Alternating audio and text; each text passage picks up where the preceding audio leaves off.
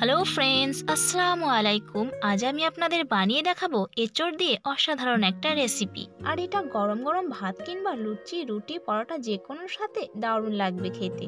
তো বন্ধুরা, পুরো ভিডিওটা দেখার অনুরোধ রইল। আশা করি আপনাদের অনেক অনেক ভালো লাগবে। ভালো লাগলে অবশ্যই একটা লাইক আর সাবস্ক্রাইব করে দেবেন। তো এই রেসিপির জন্য একটা কচি এঁচড় আমি ডুমো করে কেটে নিয়েছি। এরপর জলে ভিজিয়ে রেখেছি, আর সেই জলে একটু হলুদ, লবণ আর তেল দিয়েছিলাম যাতে এঁচড়গুলো সহজেই কালো না হয়ে যায়, সাদা থাকে।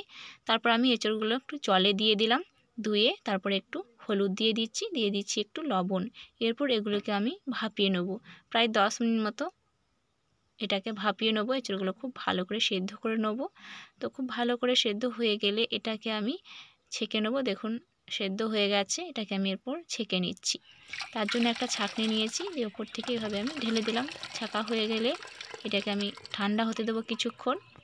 তো এদিকে আমি কড়াই দিয়ে দিয়েছি অনেকটা পরিমাণ তেল। এরপর আমি এঁচড়গুলো ভেজে নেব। তো তেলে এঁচড়গুলো দিয়ে দিলাম।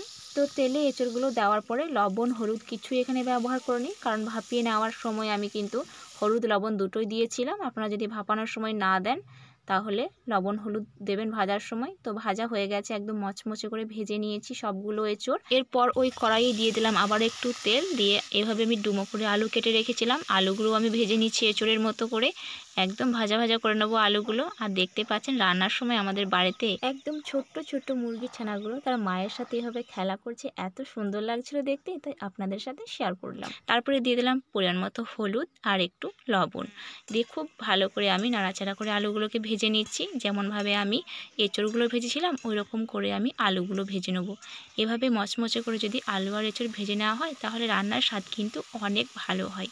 তো এখানে আমি সবগুলো আলু ভেজে নিয়েছি। দেখুন এরকম মচমচে করে আলুগুলো ভেজেছি একদম এঁচড়ের মতো করেই। তো এঁচড়ের সাথে আমি সবগুলো আলু তুলে নিচ্ছি। তো আলু এঁচড় ভাজা হয়ে গেছে। এরপর আমি ওই কড়াইয়ে দিয়ে দিলাম আবারও অনেকটা পরিমাণ তেল, কারণ এঁচড় রান্না করতে অনেক পরিমাণ তেল লাগে। তারপরে আমি এখানে কুচনো পেঁয়াজ দিয়ে দিলাম। একটা মোটা সাইজের পেঁয়াজ আমি ভেবে কুচিয়ে নিয়েছিলাম। তারপরে আদা রসুন আর কাঁচা লঙ্কা বাটা দিয়ে দিলাম পরিমাণ মতো। আদা রসুনটা দিয়ে প্রায় 5 সেকেন্ড মতো আমি নাড়াচাড়া করে নেব, যাতে আদা রসুনের একটা কাঁচা গন্ধ থাকে সেটা চলে যায়। তো আদা রসুনটা কিছুক্ষণ নেড়ে নেওয়ার পরে এখানে দিয়ে দিচ্ছি একটু জল, যাতে মশলাটা না লেগে যায় তলায়। তারপরে আমি এখানে একটু লঙ্কার গুঁড়ো আর দিয়ে দিলাম হলুদ গুঁড়ো। সবই পরিমাণ মতো ব্যবহার করছি, আপনারা আপনাদের রান্নার পরিমাণ বুঝে ব্যবহার করবেন। তারপরে আবারও কিছুক্ষণ নাড়াচাড়া করে নিলাম হলুদ আর লঙ্কার গুঁড়োটা। তারপরে দিয়ে দিলাম কুচনো টমেটো, এভাবে ডুমো করে টমেটো কুচিয়ে নিয়েছিলাম। তার উপরে একটু লবণ দিয়ে দিলাম যাতে খুব সহজেই টমেটোগুলো তাড়াতাড়ি গলে যায়। দিয়ে খুব ভালো করে নাড়াচাড়া করে মিশিয়ে নেওয়ার পরে এখানে আমি দিয়ে দিলাম পরিমাণ মতো জিরের গুঁড়ো আর ধনের গুঁড়ো। দিয়ে আবারও খুব ভালো করে মশলাটা কষিয়ে নিচ্ছি। মশলাটা খুব ভালো করে কষিয়ে নিতে হবে আর অনবরত নাড়তে থাকতে হবে যাতে তলায় না লেগে যায়। তো খুব ভালো করে মশলা নাড়াচাড়া করে কষিয়ে নেওয়ার পরে মশলার গায়ে থেকে এভাবে তেল ছেড়ে আসলে ভেজে রাখা আলু আর এঁচড়গুলো আমি এর মধ্যে দিয়ে দেবো। আলু আর এঁচড়টা দিয়ে দেওয়ার পরে আবারও খুব ভালো করে আমি মশলার সাথে এটাকে কষিয়ে নেবো, যাতে মশলাটা আর আলুটা খুব ভালো করে মিশে যায়। খুব ভালো করে আলু আর এঁচড় কষানো হয়ে গেলে এখানে আমি পরিমাণ মতো জল দিয়ে দেবো।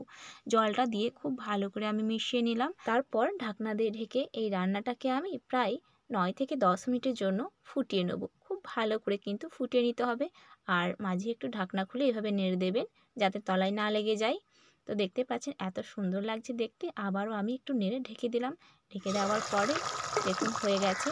আর যেই জলটা দিয়েছিলাম ওটাও অনেকটা কমে গেছে। তারপরে আমি একটু চিনি দিয়ে দিলাম। আপনারা চাইলে চিনিটা স্কিপও করতে পারেন, তবে একটু চিনি দিলে রান্নায় স্বাদ অনেক গুণ বেড়ে যায়। এরপর আলু এঁচড় কেমন সেদ্ধ হয়েছে একটু চেক করে দেখে নিলাম। খুব ভালো করে সেদ্ধ হয়ে যাওয়ার পরে এটাকে আমি উনান থেকে নামিয়ে নিয়েছি।